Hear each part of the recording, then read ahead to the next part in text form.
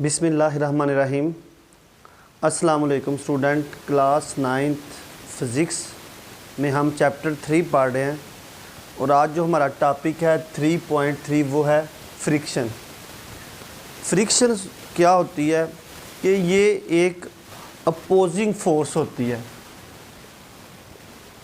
Opposing force मतलब हम किसी भी चीज़ की जो मोशन हो रही है उसको अपोज करते हैं, यानी उसको रोकने की कोशिश करते हैं, तो वो चीज़ कहलाती है फ्रिक्शन। एक चलती हुई चीज़ को, एक मूव करती हुई चीज़ को जो चीज़ अपोजिंग फोर्स लगा रही है उसके मुखालफ सिमत में फोर्स लगा रही है वो फ्रिक्शन कहलाती है। नॉर्मल रूटीन में हम एक बाल लेते हैं और बाल को ऐसे छोड़ते हैं, रूल करते हैं, तो थोड़ी देर बाद बाल जो होता है वो रुक जाता है। तो वो कौन सी ऐसी चीज़ थी जिसने बाल को रोक दिया? तो वो थी फोर्स ऑफ फ्रिक्शन, यानी फ्रिक्शन की फोर्स थी, उसने बाल को कुछ देर हरकत करने के बाद रोक दिया। तो फ्रिक्शन को हम अपोजिंग फोर्स भी कहते हैं कि किसी भी मूव करती हुई चीज़ के जो मुखालफ फोर्स लगती है उसे हम कहते हैं फ्रिक्शन। अगर हम डेफिनेशन में देखें फ्रिक्शन की तो वो है the force that opposes the motion of moving object is called friction. कि किसी भी जो हरकत करती हुई बॉडी है उसको जो अपोज करती है उस मूविंग बॉडी को, उस ऑब्जेक्ट को, तो उसे हम कहते हैं फ्रिक्शन। फॉर एग्ज़ाम्पल हमारे पास एक बाल है। अब बाल जो है हमने यहाँ से छोड़ा है, यहाँ से बाल मूव करते यहाँ पे आके बाल जो होता है वो क्या हो जाता है, स्टॉप हो जाता है। अब कौन सी चीज़ थी ऐसी, हमने इसको अब हाथ से भी रोका, किसी चीज़ से रोका, लेकिन बाल खुद ब खुद जहाँ पे आके रुक गया। अब अगर हम देखें तो दो मुख्तलिफ़ जगहों में फ्रिक्शन मुख्तलिफ हो सकती है। यानी स्मूथ सरफेस जो होगी वहाँ पे फ्रिक्शन जो होगी वो और होगी, और बम्प जो होगी वो जो सतह होगी वहाँ पे फ्रिक्शन और होगी। अगर हम एक बिल्कुल स्मूथ सरफेस ले लें, स्मूथ सरफेस, तो वहाँ पे जो फ्रिक्शन होगी वो बहुत कम होगी, लेस फ्रिक्शन होगी। लेकिन एक बम्प जो होगी तो वहाँ पे फ्रिक्शन क्या होगी, इंक्रीज़ कर जाएगी, ज़्यादा हो जाएगी। मतलब अब ये बाल जो है ये स्मूथ सरफेस तो यहाँ पे गई है, अगर हमारे पास यही जगह जो हो ये इस तरह बम्प्ड हो और आपने यहाँ पे उसी फोर्स के साथ जो फोर्स इस बाल को लगाई है उसी फोर्स से अगर हम इस बाल को छोड़ें तो बाल शायद यहाँ पे आके क्या हो जाए, स्टॉप कर जाए। इट्स मीन डैट क्योंकि फ्रिक्शन की फोर्स यहाँ पे बहुत ज़्यादा होती है। तो फ्रिक्शन अपोजिंग फोर्स होती है जो मूविंग ऑब्जेक्ट को रोकने की सलाहियत रखती है, तो उसे हम कहते हैं फोर्स ऑफ फ्रिक्शन। अगर हम यहाँ पे देखें तो हम कहते हैं rub your plum over different surface. यानी अगर हम करें, ये एक तो यहाँ पे हो गया अपोजिंग फोर्स करती है ये फ्रिक्शन किसी भी जगह पे। हम कहते हैं नंबर 2 पे अगर हम देखें, नंबर 1 इसको कर लेते हैं, नंबर 2 पे देखें plum rubbing in different places. अब आपने मुख्तलिफ प्लेसेस या सरफेस कर ले, प्लेसेस जो है सरफेस कर ले, मुख्तलिफ सतहों के ऊपर सरफेसेस। अब आप मुख्तलिफ सतह पे अपनी जो प्लम है, अगर हम इसको अपोजिट में, अगर हम प्लम को ऐसे एक दूसरे के साथ रब करें तो आपके हाथ जो होंगे वो वार्म हो जाएंगे। या अगर ये मेरे पास एक बोर्ड है, यहाँ पे मैं अपनी जो यहाँ पे हाथ प्लम को रब करता हूँ तो यहाँ पे हमें थोड़ा स्मूथ फील होता है। तो मतलब यहाँ पे जो हम थोड़ी सी फोर्स लगाएंगे तो प्लम जो है वो थोड़ी आगे जाती है। इसी तरह अगर हम किसी खुरदरी सतह पे इसी प्लम को रब करते हैं तो वहाँ पे ज़्यादा फोर्स लगानी पड़ती है। इट्स मीन डैट जो स्मूथ सरफेस होती हैं वहाँ पे जो होती है वो फ्रिक्शन कम होती है, जबकि जो खुरदरी सतह होती हैं वहाँ पे फ्रिक्शन क्या होती है, ज़्यादा होती है। तो हाथों की प्लम की मदद से भी हम किसी भी जगह पे थोड़ा फ्रिक्शन का अंदाज़ा लगा सकते हैं। ऐसे ही फील होता है कि प्लम है, लेकिन इसके अंदर भी कहीं ना कहीं पे अगर हम इसको माइक्रोस्कोप से देखें तो कहीं ना कहीं इस पे बम्प वगैरह मौजूद होंगे। आगे अगर देखें हम लोग तो माइक्रोस्कोपिक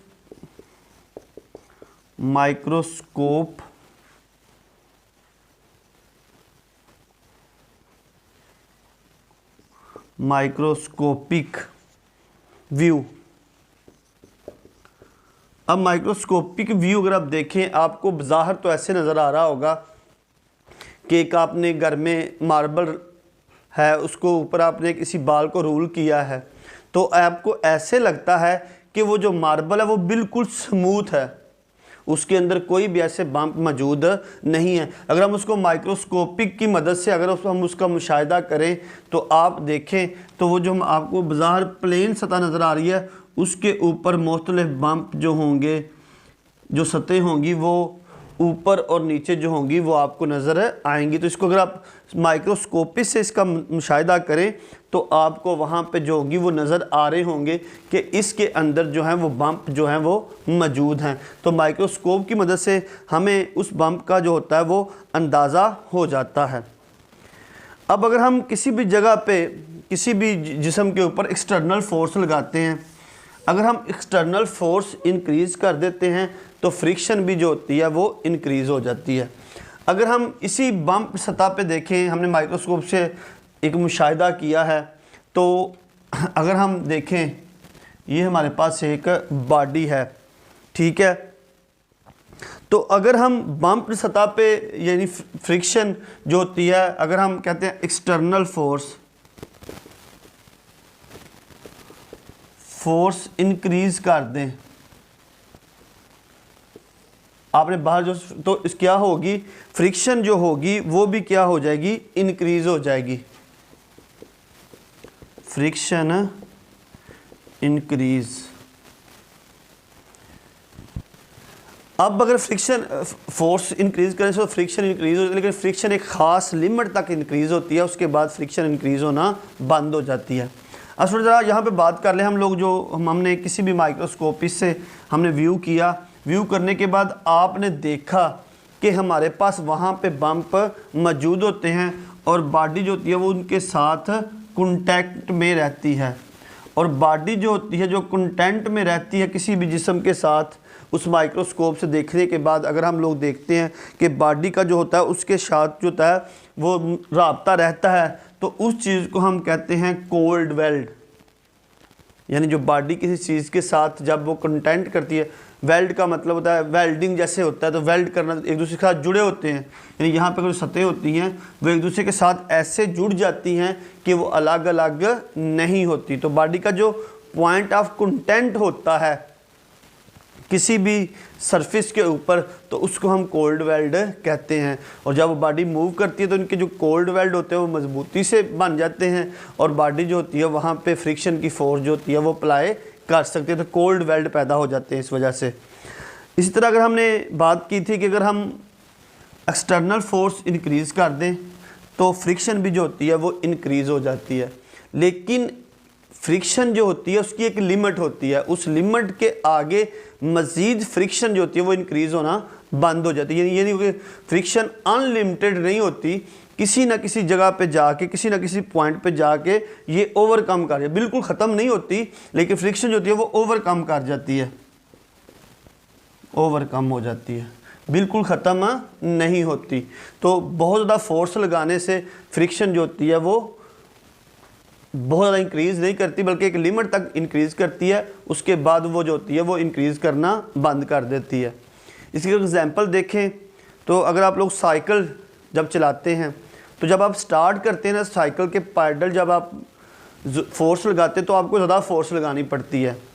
थोड़ी देर बाद जो होती है जब आप पैडल चला रहे होते हैं तो आपको फोर्स कम लगना शुरू हो जाती है, क्योंकि अब फोर्स जो होगी इंक्रीज़ होने से फ्रिक्शन जो होती है वो मज़ीद इंक्रीज़ नहीं हो सकती। तो आपके लिए वो फ्रिक्शन जो होती है, ऐसी फ्रिक्शन जो मज़ीद फोर्स लगाने से इंक्रीज़ नहीं होती, इसको कहते हैं हम लोग limiting friction, limiting friction.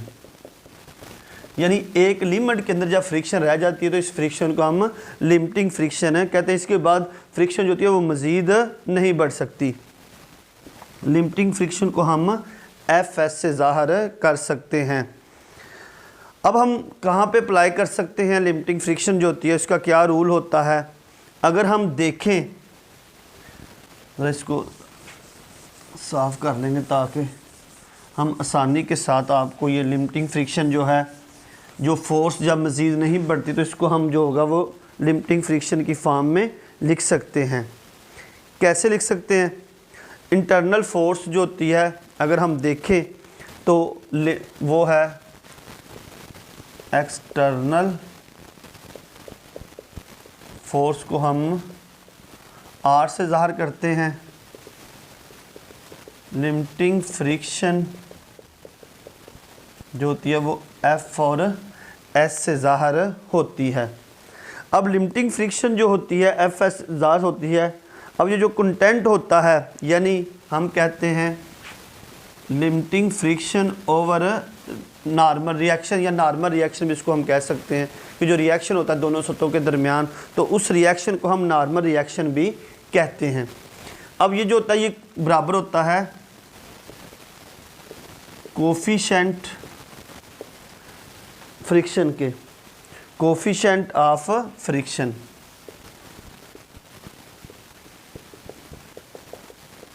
Limiting friction ratio normal reaction ratio divide में चेंज होता है, तो हम इसको अगर डेफिनेशन में अगर कोफिशिएंट ऑफ फ्रिक्शन में बात कर लें तो limiting friction the ratio of normal reaction is called coefficient of friction.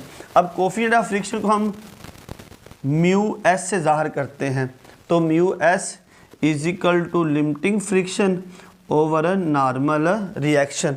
अगर इस फार्मूले को आपने रीअरेंज करना है तो coefficient of mu S multiply R is equal to, तो हम इस तरह लिमिटिंग फ्रिक्शन भी फाइंड कर सकते हैं। नॉर्मल रिएक्शन की बात हो रही थी यहाँ पे, हम जो ये बात कर रहे थे, तो नॉर्मल रिएक्शन जो था वो फोर्स होता है, तो फोर्स बराबर होती है वेट के, और वेट बराबर होता है मैस एंड ग्रेविटी। तो इसका मतलब फोर्स बराबर होती है मैस एंड ग्रेविटी। तो mu S multiply M G is equal to limiting friction. अगर आपके पास कोफिशिएंट हो और मैस और उस हिसाब से जो ग्रेविटी, जो जहाँ पे ग्रेविटी की डायरेक्शन या ग्रेविटी का नॉलेज हो, तो हम लिमिटिंग फ्रिक्शन जो होती है वो फाइंड कर सकते हैं। तो इस तरह हम लिमिटिंग फ्रिक्शन जो होती है वो नॉर्मल रिएक्शन और कोफिशिएंट ऑफ फ्रिक्शन की वजह से लिमिटिंग फ्रिक्शन भी फाइंड कर सकते हैं। अब इसको अगर हम आगे देखें तो ये हमारे पास था, कुछ लिमिटिंग फ्रिक्शन भी दी हुई हैं। अगर हम एक इसका नॉर्मल, अगर हम इसकी एक एग्जांपल देखें तो बड़ी आम सी हमारे पास एक एग्जांपल होती है कि पेज 73 पे लिखी भी हुई है, आपने अगर बुक पे देखें तो पेज 73 पे है वॉकिंग ऑन अ ग्राउंड, कि ग्राउंड के अंदर आपकी जो वॉकिंग ऑन अ ग्राउंड है, ऑन ग्राउंड, कि हम जब ग्राउंड में चलते हैं तो हमें फ्रिक्शन की ज़रूरत होती है।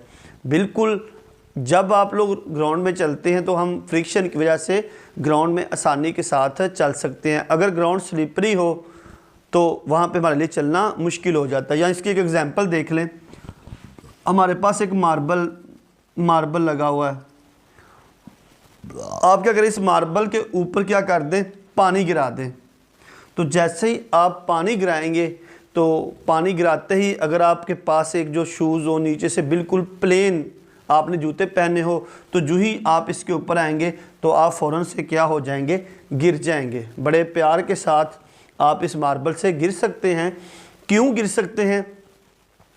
क्योंकि आपके एक तो जूते प्लेन थे और दूसरा जैसे ही आपने मार्बल के ऊपर पानी गिराया था तो इसकी फ्रिक्शन क्या हो गई थी, बहुत कम होगी। तो फ्रिक्शन कम होने की वजह से आप आसानी के साथ क्या करेंगे, इसके ऊपर गिर जाएंगे, क्योंकि अब यहाँ पे जो फ्रिक्शन की फोर्स थी वो बहुत कम हो चुकी थी और शूज़ भी आपके प्लेन जो थे, इस वजह से फ्रिक्शन के कम होने से आप मार्बल पे चल नहीं सकते। इससे हमें ज़ाहिर होता है कि हमें चलने के लिए ग्राउंड में फ्रिक्शन की ज़रूरत होती है, क्योंकि अगर फ्रिक्शन कम हो जाएगी स्लिपरी की वजह से तो आप गिर सकते हैं।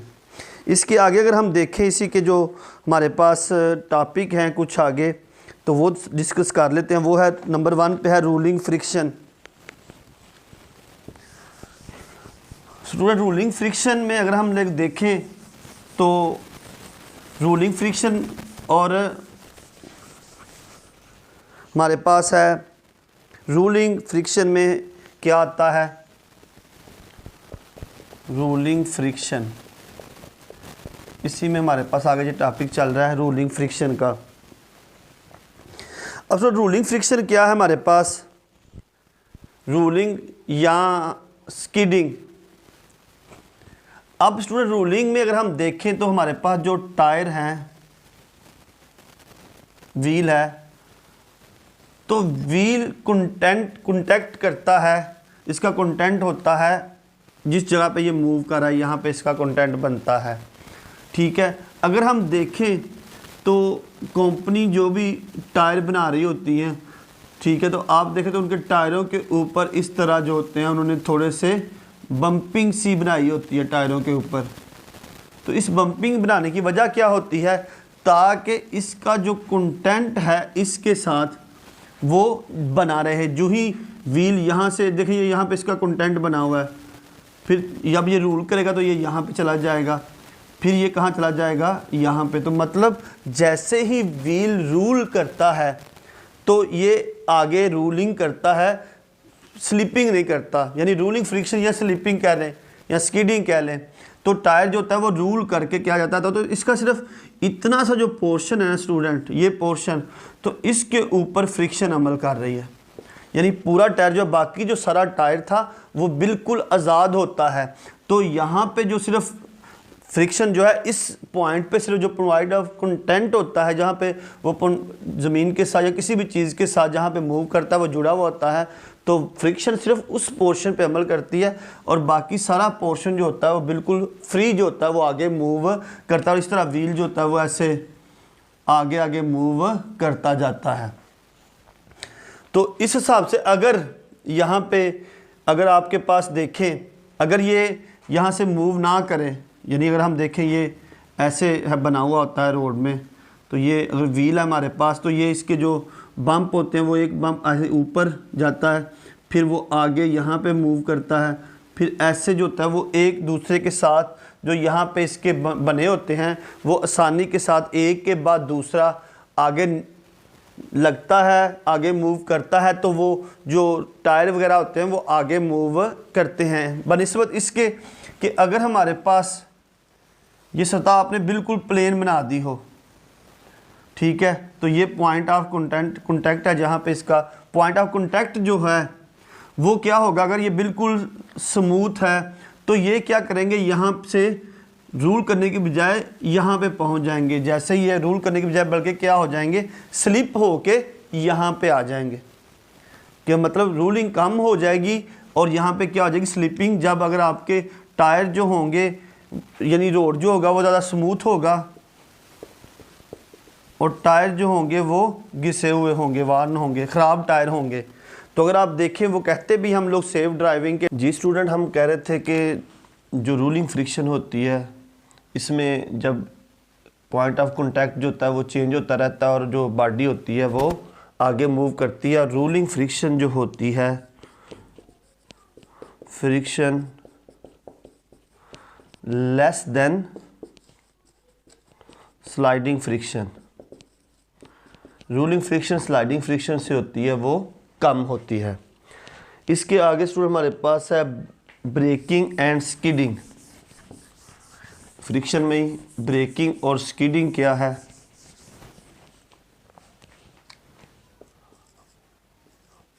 Breaking and skidding, braking and skidding. सुन, हम देखते हैं कि रूलिंग फ्रिक्शन में जो टायर होते हैं, हम देखते हैं कि टायर जो होते हैं इसके ऊपर छोटे छोटे बम्प जो होते हैं वो लगे होते हैं। अब अगर टायर रोड के ऊपर मूव कर रहा है, रूलिंग फ्रिक्शन में है, तो अगर हम इसके ऊपर क्या लगाते हैं, फोर्स, एक्सटर्नल फोर्स कह लें या फोर्स का हम एक्सटर्नल फोर्स लगाते हैं, तो क्या हो जाता है, टायर जो होता है वो रूल करना बंद कर देता है। तो जब ये रूल करना बंद कर देता है तो थोड़ी जैसे फोर्स लगाते तो टायर यहाँ पे आके क्या कर जाता है, स्टॉप कर जाता है।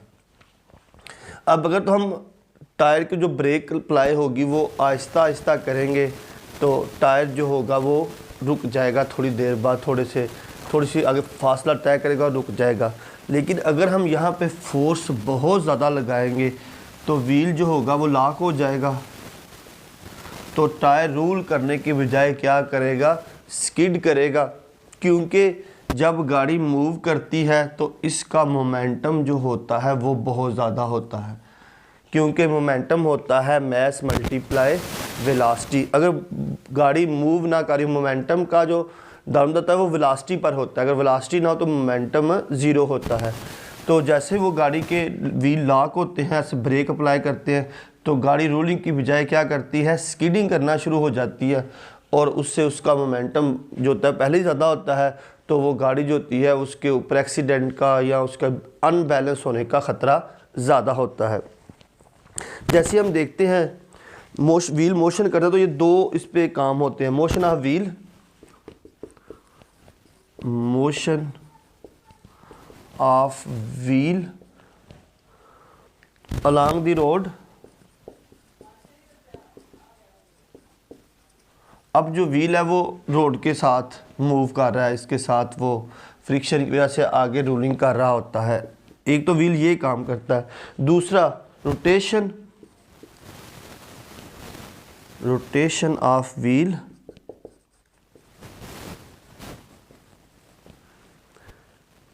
About their axis. अब व्हील जो होता है वो अगर जैसे हमने व्हील का डिज़ाइन देखा हो, एक तो व्हील जो होता है वो मोशन कर रहा होता है अपने रोड के लॉन्ग, और दूसरा व्हील जो होता है वो अपने एक्सिस के गिर्द भी मोशन कर रहा होता है। जैसे ही हम फोर्स लगाते हैं तो व्हील जो होता है वो अपने एक्सिस गिर्द जो होता है वो मोशन करना बंद हो जाता है, व्हील लॉक हो जाते हैं और रूलिंग फ्रिक्शन चेंज हो जाती है। इसलिए हम आमतौर पर कहते हैं कि हम जैसे ही गाड़ियों को या रोड गीला हो या उसके साथ आपके टायर जो हो वो ख़राब हो, पुराने हो, तो उसके ऊपर ये बम्पिंग जो होती है ये बिल्कुल ख़त्म हो जाती है, घिस जाती है, तो जिसकी वजह से टायर जो होते हैं वो ख़राब होते हैं और उससे स्किडिंग का ख़तरा क्या हो जाता है, ज़्यादा हो जाता है। तो इसलिए हम कहते हैं कि अब पुराने टायर और अगर रोड गीले हों तो गाड़ी को फास्ट मूव नहीं करवाना चाहिए, क्योंकि उसमें जो रूलिंग फ्रिक्शन हो जाती है वो कम हो जाती है, और जैसे ही गाड़ी स्किड करती है तो आपके कंट्रोल से वो बाहर हो जाती है। इसलिए ब्रेकिंग एंड स्किडिंग में आपको ख्याल रखना पड़ता है कि जब भी आप ब्रेक अप्लाई करेंगे तो ज़ोर के साथ ब्रेक नहीं लगाएंगे, बल्कि आहिस्ता आहिस्ता ब्रेक अप्लाई करेंगे ताकि गाड़ी जो हो वो आसानी के साथ रुक जाए। अगर ऐसा नहीं होगा तो आप पूरी फोर्स से ब्रेक लगाएंगे, गाड़ी रूल करने की बजाय स्किड करना शुरू हो जाती है, अनबैलेंस होती है, और इससे उसका ख़तरा जो होता है वो बढ़ जाता है। आज जो हमने टॉपिक डिस्कस किया वो फ्रिक्शन था। फ्रिक्शन क्या चीज़ होती है, उसके साथ हमने कोल्ड वेल्ड जो उसका कॉन्टैक्ट ऑफ रोड होता है फ्रिक्शन की वजह से, तो उसे हम कोल्ड वेल्ड कहते हैं। लिमिटिंग फ्रिक्शन क्या होती है, कोफिशिएंट ऑफ फ्रिक्शन हमने निकाल के आपको बताया। उसके आगे हमने इसके आगे टॉपिक पढ़े थे रूलिंग फ्रिक्शन में, हमने बताया कि रूलिंग फ्रिक्शन और स्लाइडिंग फ्रिक्शन क्या होती है। उसके बाद हमने ब्रेकिंग एंड स्किडिंग के बारे में बताया, और यही हमारा